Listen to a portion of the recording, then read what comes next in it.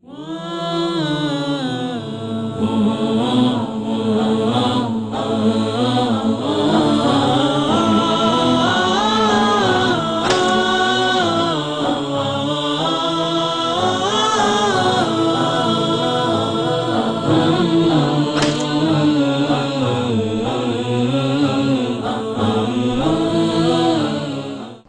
مجاہد رحمہ اللہ تعالی فرماتے ہیں عطس ابن عبداللہ بن عمر رضی اللہ عنہ، عبداللہ ابن عمر رضی اللہ تعالی عنہ کے بیٹے کو چھینک آئی، اما ابو بکر و اما عمر، ان کے دونوں بیٹوں میں سے یا تو ابو بکر تھے یا عمر تھے جن کا یہ قصہ بیان ہو رہا ہے۔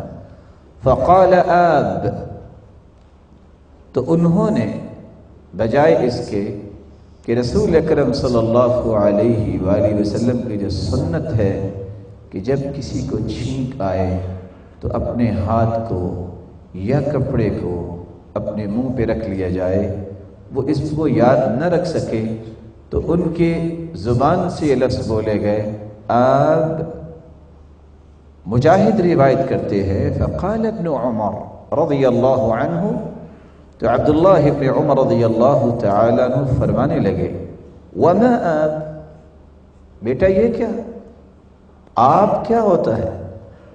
ان آب اسم لشیطان من الشیاطین، یہ تو شیطانوں میں سے ایک شیطان کا نام ہے آب۔ جعلها بین العطس والحمد، اللہ تعالیٰ نے اس کو اپنی تعریف اور چھینک کے درمیان رکھا ہے۔ اس شیطان کا کام یہ ہے کہ وہ اللہ کی تعریف سے روک دیتا ہے، کیونکہ سنت یہ ہے اذا عطس احدکم فلیحمد اللہ، جب تم میں سے کسی کو چھینک آئے تو اسے کہنا چاہیے الحمدللہ۔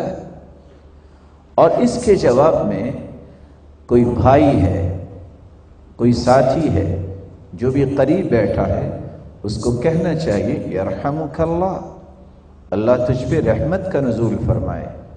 اور جس کو چھینک آئی پھر اس کو دوبارہ سے یہ دعا دینی چاہیے یہدیکم اللہ ویصلح بالکم، اللہ ذوالجلال آپ کے لیے ہدایت کا بندوبست فرمائے، ویصلح بالکم، اور آپ کے امور کی اصلاح فرمائے۔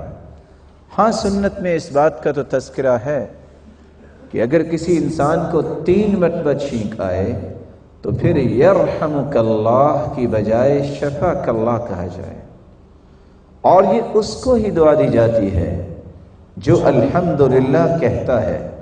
رسول اکرم صلی اللہ علیہ وسلم کے پاس ایک شخص تھا جس کو چھینک آئی، اس نے کہا الحمدللہ، تو رسول اللہ صلی اللہ علیہ وسلم نے بھی اس کو دعا دی، فرمایا یرحمک اللہ، تم نے اللہ کی تعریف کی ہے تو تم پہ اللہ کی رحمت کی برکھا برسے۔